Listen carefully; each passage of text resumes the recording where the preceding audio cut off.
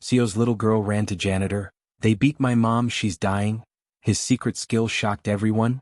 The lobby of North Meridian Tower was all glass and money. Polished marble floors. Quiet fountains. A security desk that felt more ceremonial than necessary. It was the kind of place where nothing bad was supposed to happen. So when the doors burst open just after 9:40 p.m., everyone froze. A little girl ran inside barefoot. She couldn't have been more than 6. Her white dress, something lacy, something expensive, was torn at the hem and streaked gray with grime. One strap hung loose from her shoulder. Her hair was half unbraided, curls matted to her cheeks with sweat and tears. She ran hard, like she was being chased by something that hadn't stopped chasing her yet. "Help!" she cried, voice thin and breaking. "Please, someone help my mom." The security guard behind the desk stood up so fast his chair toppled backward. "Miss, hey, slow down," but she didn't slow down. An executive waiting for the late elevator took a step forward, phone already in his hand. "Should I call?" The girl swerved around him. A woman from reception knelt instinctively, arms open. "Sweetheart, what's wrong?" The child didn't even look at her. She ran past the fountains. Past the glossy directory. Past the cluster of adults who suddenly felt unsure what to do with their hands. Straight to the janitor. He was at the far edge of the lobby, near the service hallway that led to the elevators no one important used. He was mopping the marble in slow, even strokes, head down, earbuds in. A gray uniform hung loose on his lean frame, sleeves rolled just enough to show forearms marked by old scars that most people never noticed because they never really looked. The little girl slammed into him like a lifeline. Her small hands fisted the front of his shirt. The mop clattered to the floor. "Mr. Daniel," she sobbed, words tumbling over each other. "They hurt my mom. They beat her and she won't wake up and there's blood and she's cold and..." She broke completely then, pressing her face into his stomach like she'd done 100 times before in quieter moments no one else had seen. The lobby went silent. Every eye turned. The janitor looked down at the child clinging to him. For a heartbeat, his face showed nothing at all. Just a man caught mid-task, mouth slightly open, eyes unfocused like he'd been pulled from somewhere far away. Then something changed. It wasn't dramatic. No sudden scowl. No heroic posture. Just focus. His hand came up and rested on the back of the girl's head, steady and sure, fingers spreading through her tangled curls with practiced gentleness. "Hey," he said quietly. "Come. Grounded. I need you to breathe with me for a second, okay?" She hiccuped, chest heaving. "Good," he murmured. "Now tell me where your mom is." The security guard had recovered enough to move closer. "Sir, we've already called, sublevel 2, the girl gasped. "The parking garage." She was walking to the car and, "Is anyone with her?" the janitor asked. "My nanny," she said. "She's calling on the phone but she said my mom isn't waking up." The janitor nodded once as if confirming a calculation only he could see. He looked up for the first time. "Which elevator?" he asked the guard. The service one's faster," the guard said automatically, then frowned. "Sir, we really should wait for..." The janitor lifted the earbuds from his ears and set them on the desk. His voice didn't rise. Didn't argue. "Every minute matters," he said. "I'm going now." No one stopped him. The girl grabbed his hand with both of hers, small fingers wrapping around his calloused palm, and pulled. For 3 years, Daniel Carter had learned how to be invisible. He arrived at North Meridian Tower before dawn, entering through the service door that smelled faintly of disinfectant and old coffee. He punched his time card, pulled on his gray uniform, and disappeared into the building's arteries, hallways behind hallways, stairwells no one used, restrooms people left without a second thought. People talked around him. Sometimes over him. Sometimes about him, but never to him. "Can someone clean this? Is there another trash bag? Careful, don't slip." No one ever asked his name. Management liked him because he didn't complain. Didn't socialize. Didn't linger. He moved with quiet efficiency, never cutting corners, never drawing attention. At 39 he looked older. Gray threaded his dark hair at the temples. Fine lines framed his eyes, not from laughter but from something more permanent. His hands were scarred in the way of someone who'd used them carefully and often. He lived 6 blocks away in a basement apartment with a ceiling that leaked when it rained and heat that worked only when it felt like it. He owned a narrow bed, a chipped table, 2 mismatched chairs, and a hot plate he barely used. On the dresser sat a single framed photograph turned face down. He never looked at it. Most evenings after his shift, Daniel took a bus across town to a neighborhood most people pretended didn't exist.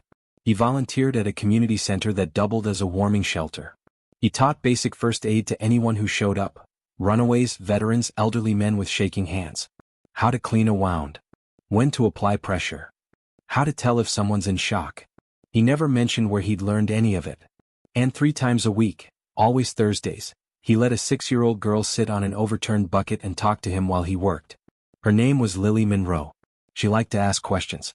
The service elevator rattled as it descended. Lily squeezed Daniel's hand like she was afraid he might disappear if she didn't. "I shouldn't have let her go alone," she whispered. "Mom said 5 minutes. Just 5 minutes." Daniel crouched so they were eye level.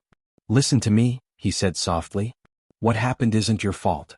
"But if I hadn't gone to the bathroom—" "Hey," he interrupted gently. "Eyes on me." She sniffed and looked up. "You did the exact right thing," he said. "You got help." The elevator dinged. The doors slid open to a concrete cavern lit by buzzing fluorescent lights.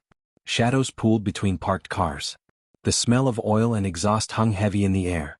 A woman's voice echoed from somewhere ahead. Panicked. Shaking. "Miss Monroe? Can you hear me?" "Oh God, please." Lily broke into a run. Daniel followed, already scanning. He saw the body before the blood. A woman lay crumpled near a concrete pillar, one arm twisted at an angle that made Daniel's jaw tighten. Dark stains spread across the pavement beneath her head. Papers were scattered everywhere: printed documents, a leather folder split open, a phone lying face down with its screen spiderwebbed. The nanny knelt beside her, hands hovering uselessly, phone pressed to her ear. "They're asking questions," she sobbed. I don't know what to do." Daniel was already there. He knelt, careful not to jostle the woman, eyes moving with sharp precision. Unconscious. Shallow breathing. Facial trauma. Blood at the scalp. Possible abdominal injury. He spoke without looking up. "Ma'am, I need you to listen to me." The nanny looked at him wild-eyed. "Who are you?" "Doesn't matter," he said. "Where's the pain?" She moaned when I touched her side." Daniel nodded. "Okay. I need you to stay calm." He turned to Lily. "Lily," he said gently, "I need you to come stand right here." She didn't move. "I'm not leaving her." "I know," he said. "You're helping.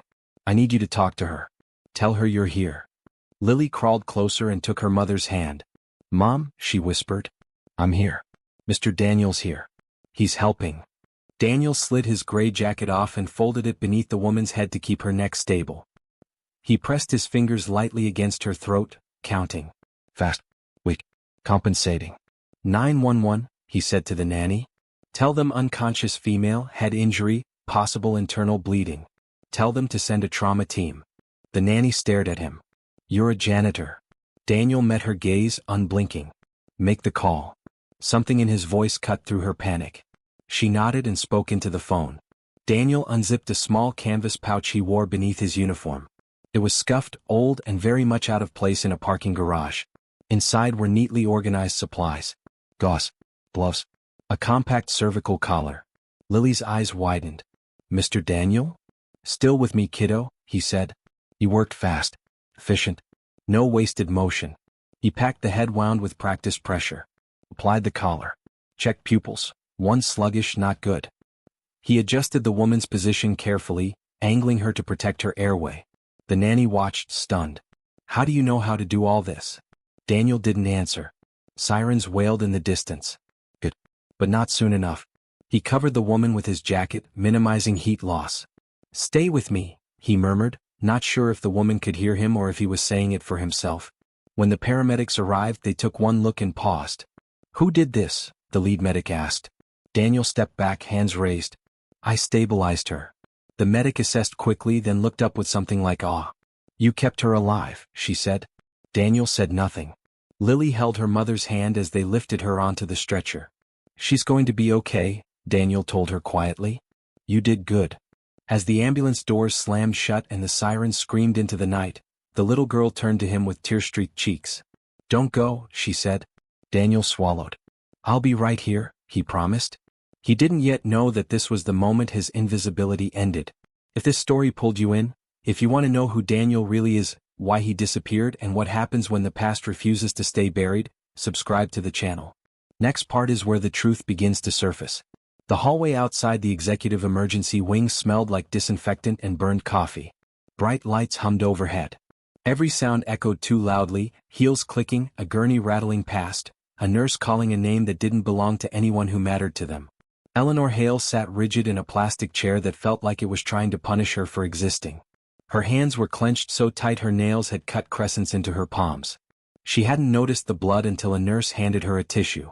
"Miss Hale," the nurse said gently, "you should clean that." Eleanor blinked. Looked down. The blood wasn't hers. It was her husband's. Across the hallway behind thick glass, machines surrounded Lucas Hale, the man the business world called unbreakable. Geo. Visionary. The face of Hale Dynamics. The man who never missed a board meeting, never showed fear on a stage, never lost control. Now he lay still, skin pale, chest rising only because a machine told it to. And if it hadn't been for the janitor. Eleanor's eyes slid, almost against her will, to the man standing near the far wall. He hadn't moved since they arrived. Ethan Cole stood with his back straight, hands folded in front of him like he was waiting to be dismissed. His janitor's uniform was smeared with blood, Lucas's blood, but no one had offered him a replacement. No one had offered him a chair. Security had questioned him briefly. A doctor had asked him 3 sharp questions and then stared at him like a puzzle missing a box. After that, everyone seemed unsure what to do with him. So they did what people always did. They forgot him. Except Eleanor couldn't. Because every time she closed her eyes, she saw his hands. Steady. Precise. Unhesitating. Hands that knew exactly where to press. When did you learn that? Dr. Miriam Kessler adjusted her glasses as she walked toward Ethan. She was in her early 50s, hair pulled back tight, posture sharp enough to cut glass. Trauma surgeons learned early not to waste movement, or words. She stopped in front of him. "You," she said. Ethan lifted his eyes. "Yes, ma'am." Her gaze dropped to his uniform. The blood. The faint tremor in his fingers he hadn't bothered to hide. "When did you learn advanced hemorrhage control?" There it was. The question everyone had been circling without daring to ask. Ethan's jaw tightened just a fraction. "A long time ago." "That's not an answer." "No," he said quietly. "It's the only one I'm giving." Dr. Kessler studied him. Not offended. Curious. "You applied pressure correctly. You stabilized his airway without panicking. You improvised a tourniquet that didn't cost him the limb." She paused. "And you did it while a child was screaming." Silence. Then Ethan said, "She needed me calm." Something flickered in the doctor's eyes. Understanding. "I'll be back," she said finally. "Don't leave." "I wasn't planning to." "Is my daddy going to die?" Lily Hale's legs dangled from the hospital bed, not touching the floor. Someone had put her in a pediatric room even though she wasn't injured. A stuffed bear sat beside her, brand new, still smelling like plastic and store shelves. She didn't touch it. Eleanor knelt in front of her daughter, forcing a smile that felt like glass in her throat. "The doctors are helping Daddy," she said. Lily stared at her hands. They were still shaking. "They beat Mommy," Lily whispered. "They were so mad." Eleanor's breath hitched. "Sweetheart, they were yelling. And Mommy told me to hide. And I did. I was very quiet." Lily looked up then, eyes too old for her face. "I did good, right?" Eleanor pulled her into a hug so fast it almost hurt. "You did perfect," she said into Lily's hair. "You did everything right." Lily clung to her. Then, softly, "Where's the janitor?" Eleanor froze. "The what?" "The man," Lily insisted. "The one who fixed Daddy. The one who didn't yell." Eleanor swallowed. "He's here," she said. "He's not going anywhere." Lily nodded, satisfied. Like that fact alone made the world less dangerous. They weren't supposed to touch him. 2 floors below, in a glass-walled conference room that overlooked the city, Marcus Vane loosened his tie and poured himself another drink. The news hadn't broken yet. That was good. He liked being ahead of the storm. "You said it would be clean," he said calmly. The man across from him, one of the private security contractors, shifted in his chair. "We didn't plan on resistance." Marcus smiled thinly. "No one ever does." "There was a child." Marcus's smile vanished. "You didn't tell me there was a child." She ran. "Children always run," Marcus snapped. "That's why you planned for it." The contractor swallowed. "There was interference." Marcus raised an eyebrow. "Define interference." "A civilian. Janitor maybe." He moved fast. Marcus set his glass down slowly. "How fast?" The man hesitated. Like he'd done it before. Silence stretched. Marcus leaned back. Find out who he is. You saved my husband. Ethan didn't expect Eleanor Hale to approach him. Powerful people rarely did it themselves.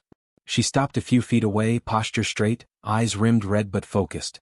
You saved my husband, she said. Ethan shook his head. I bought him time. Her voice wavered. That's saving. He didn't respond. My daughter, Eleanor continued, won't stop asking about you. That made him look at her. She feels safe with you. Something painful crossed his face, so fast Eleanor almost missed it. She's very brave, he said. So were you. He exhaled slowly. Bravery didn't have much to do with it. Eleanor studied him, then said quietly, What did? Ethan met her gaze at last. Habit. The past doesn't stay buried. That night, after the hospital quieted and Lily finally slept, Ethan sat alone in the janitor's break room. The vending machine hummed. The chair creaked under his weight. He hadn't planned to stay, but leaving felt wrong. He closed his eyes. And the past came anyway. There had been another hallway once. Another man bleeding out. Another set of hands shaking, not his. A woman screaming his name. Ethan's fault. Always his fault. He opened his eyes sharply, breath uneven. You don't get to forget, he muttered to himself. The door opened. Dr. Kessler stepped in. Closed it behind her. I pulled your employment file, she said without preamble. It's thin. Almost intentionally so. Ethan said nothing. You're overqualified for janitorial work, she continued. No references. No explanation. Just disappearance. She leaned against the counter. What happened to you? Ethan looked at the floor. I failed someone, he said. So I chose a job where failure didn't cost lives. Dr. Kessler was quiet for a long moment. Lives cost lives, she said softly. Whether you're willing to admit it or not. He's a threat. Marcus Vane watched the security footage again. The janitor's movements. The way he positioned his body. The way he shielded the child without looking. Marcus felt something he hadn't felt in years. Unease. He's not a nobody, Marcus said. No, the contractor agreed. He's a problem. Marcus's smile returned. Cool. Precise. Then we solve it. You can't fix everything. Eleanor found Ethan on the hospital roof just before dawn. The city below glowed softly, unaware. You don't belong up here, she said. Neither do you, he replied. They stood in silence. Then Eleanor said, Lucas trusted the wrong people. Ethan nodded. Power makes you visible. Visibility attracts predators. She looked at him. And invisibility? Protects, he said. Until it doesn't. Eleanor took a breath. Someone tried to kill my husband. They're not done. I know. She turned to him. Will you help us? Ethan hesitated. Helping meant being seen. Being seen meant risking everything he'd buried. I can't promise outcomes, he said slowly. Only effort. That's all I'm asking. From the doorway, Lily watched them, clutching her bear. And for the first time since the attack, she smiled. Because Ethan Cole had just stepped back into a world that had once destroyed him. And this time, it wasn't going to let him walk away. Next part reveals who Ethan Cole used to be, and why he disappeared. Subscribe to the channel so you don't miss it. The first thing Ethan noticed was the silence. Not hospital silence. Not the kind filled with machines and distant footsteps. This silence was intentional. The kind people created when they didn't want to be overheard. The conference room Eleanor had chosen was deep inside the older wing of Hale Dynamics, the part no one toured anymore. Frosted glass. No cameras. No assistants hovering with tablets. Just 4 chairs. Eleanor sat first. Lucas sat beside her, pale but upright, one arm still immobilized. Across from them, Ethan. And standing near the door, pretending not to listen but failing badly, Lily. Ethan glanced at her. You should sit. She shook her head. I like standing. Makes me taller. A corner of his mouth twitched before he could stop it. Lucas noticed. That was the first thing Lucas Hale noticed about the janitor. Not his posture. Not his eyes. The way he reacted to Lily like she mattered more than the room. Lucas cleared his throat. Mr. Cole. Ethan flinched. Lucas paused. May I call you Ethan? Ethan nodded once. That's fine. Lucas studied him. I owe you my life. Ethan looked uncomfortable. You don't owe me anything. That's not how debts work, Lucas replied. Ethan didn't argue. Instead he said, you wanted to talk. Lucas exhaled. I wanted the truth. Silence again. Eleanor leaned forward. We know someone inside the company orchestrated the attack. Marcus Vane is the obvious suspect. Board member. Former friend. Too much access. Lucas added, voice tight, but knowing doesn't help if he moves faster than we can prove it. Ethan nodded slowly. You're being watched. Lucas's jaw tightened. We assumed. No, Ethan said. I know. Lily frowned. How? Ethan met her eyes. Because people like that always watch before they act again. Eleanor swallowed. Again? They never stop at once, Ethan said. They stop when they're exposed. Lucas leaned back carefully. Then tell me how. Ethan didn't answer. Not immediately. Instead he said, before that you need to understand something. Lucas waited. I don't do this because I'm brave, Ethan continued. I do it because I've already paid the price. Lucas's voice softened. For what? Ethan closed his eyes. And the past finally stepped forward. You were the best we had. The desert heat had been unbearable. Sweat soaked through Ethan's tactical vest as he knelt beside the injured civilian. Blood everywhere. Shrapnel embedded deep. Stay with me, Ethan had said. Come. Controlled. The way he always was. A woman screamed somewhere behind him. His wife. Ethan. Ethan, please? He didn't turn, because if he turned he would lose focus. Pulse is weak, his teammate muttered. We need evac now. Ethan nodded. Apply pressure. Don't let go. The explosion came before he could finish the sentence. The memory shattered. Ethan gasped, gripping the edge of the conference table. Lily stepped forward instinctively. Are you okay? Ethan forced a breath. I am now. Lucas's face had gone ashen. You were military. Yes. Eleanor whispered, Special Forces? Ethan opened his eyes. Medical operations. Trauma response. High-risk zones. Lucas exhaled slowly. That explains. It explains nothing, Ethan snapped. The sharpness startled them all. It explains skill, he said, voice shaking. It doesn't explain failure. Lily tilted her head. Did someone die? Ethan looked at her. Yes. You left her. Ethan's wife's name had been Mara. She was brilliant, loud, unafraid to challenge him. You're not invincible, she told him once, hands on her hips. You just pretend you are. He'd smiled, kissed her forehead, promised to come back. He always promised. The day she died, she had followed him overseas against protocol. Civilian medical support. She believed in saving everyone. Ethan believed in rules. The blast didn't care about either.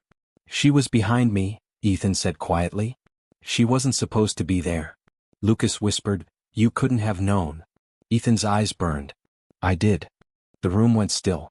I knew it was unstable. I knew we should have cleared the area. I chose speed over safety. Eleanor's voice cracked. Ethan, she bled out while I was stabilizing someone else, he said. Because I believed in triage. Lily covered her mouth. I saved a stranger, Ethan finished. And lost my wife.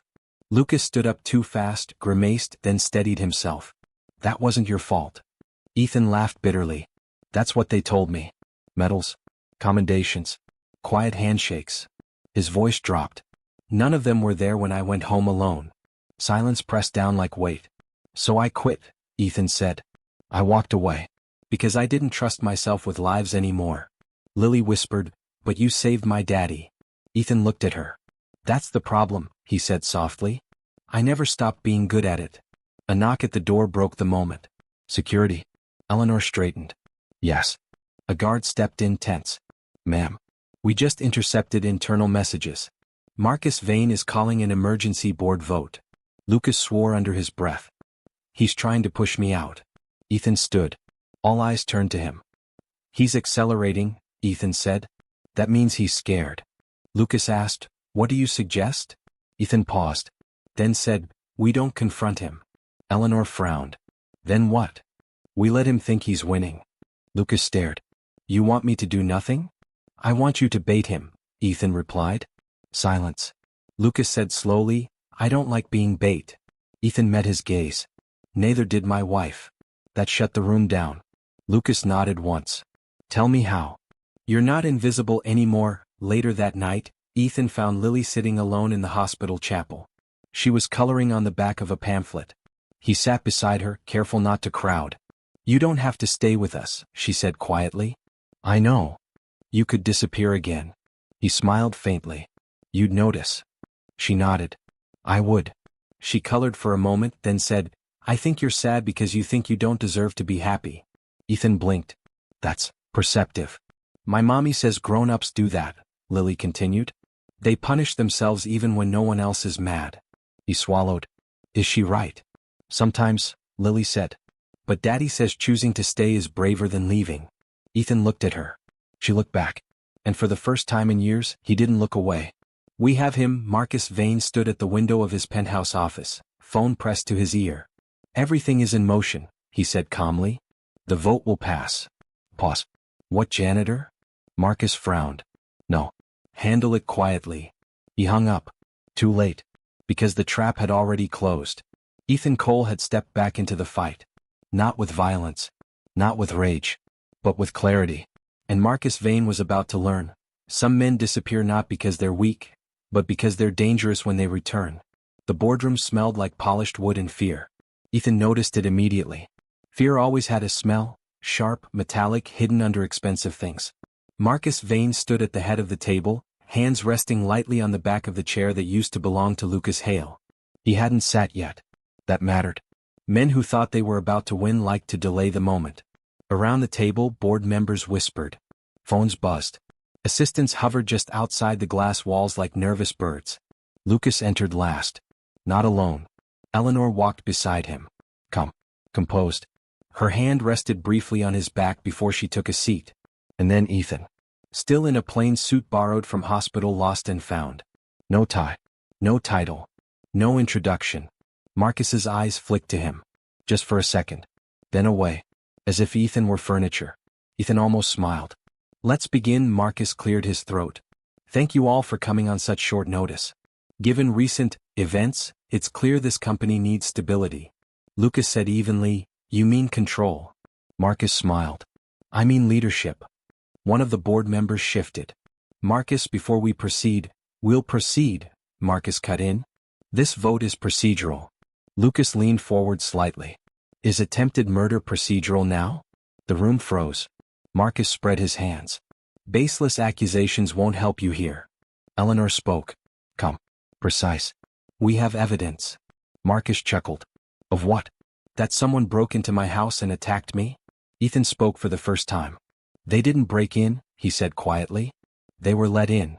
Every head turned. Marcus looked annoyed now. And you are. Ethan met his gaze. Didn't blink. The man who stopped your timeline from working. Silence. Marcus laughed. This is absurd. Security, don't, Ethan said. The word landed heavy. Marcus hesitated. That was all Ethan needed. You rushed the vote, Ethan continued. Because you didn't expect Lucas to survive. You underestimated response time. Medical response.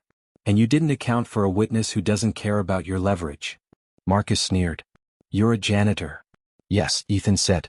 And you're sloppy. A murmur rippled through the room. Marcus's smile tightened. Get him out of here. No, Lucas said. Firm. Marcus turned. Excuse me? Lucas stood slowly, pain visible but controlled. You don't get to order people around anymore. Marcus laughed again, louder this time. You're bleeding money, Lucas. Investors are nervous. You're weak. Ethan spoke again. You hired private security through a shell company registered under your wife's maiden name, he said. You paid in staggered transfers to avoid pattern detection. You thought no one would look because no one ever looks at janitors. He paused. I looked. The room went dead silent. Marcus's face drained of color. That's impossible, he snapped. You have no access. Ethan shrugged slightly. I used to dismantle networks like yours before breakfast. Eleanor slid a tablet across the table. Audio recordings, she said. Financial trails. And a confession from one of your contractors. Marcus stared at the tablet like it might explode. You think this ends me? Marcus said, voice shaking now. I built this company too. Lucas said quietly, You tried to destroy my family. Marcus slammed his hand on the table. You're nothing without me. Ethan leaned forward for the first time. No, he said. You're nothing without people believing you. He straightened. And they don't anymore. Later, as security escorted Marcus Vane out, shouting, furious, exposed, the boardroom emptied slowly. Lucas sank into his chair, exhausted. Eleanor exhaled like she'd been holding her breath for days. Ethan stood by the window watching the city. Lucas said softly, "You didn't have to do this." Ethan nodded. "I know. You could have walked away." "Yes." "Why didn't you?" Ethan didn't answer immediately. Then, "Because a little girl asked me to stay." Lucas swallowed hard. Eleanor said, "We want to offer you something." Ethan turned. "I'm not interested in money." Lucas shook his head. "Not that." He hesitated. "We're building a foundation. Trauma response. Emergency preparedness. Public access training." Ethan's breath caught. Lucas continued, "We want it led by someone who knows the cost." Silence stretched. Ethan said quietly, "I don't wear uniforms anymore." Eleanor smiled gently. "We weren't asking you to." That evening Ethan found Lily in the hospital garden. She was sitting on a bench, feet swinging, watching the sun dip behind the buildings. "You look different," she said. "I changed my shirt," he replied. She squinted. "No. Different inside." He sat beside her. "I might not be here every day," he said carefully. Her face fell just a little. "But you're not disappearing." "No," he promised. "I'm choosing." She nodded solemnly. "That's better." She leaned against him without asking. He let her. The new beginning 6 months later. The building was small. Plain. Community funded. A sign by the door read, "Open Response Center inside, volunteers trained on CPR mannequins." EMTs taught civilians how to stop bleeding. Trauma counselors spoke quietly inside rooms. Ethan stood near the back watching. No spotlight. No applause. Just purpose. Eleanor entered, smiling. "They're ready for you."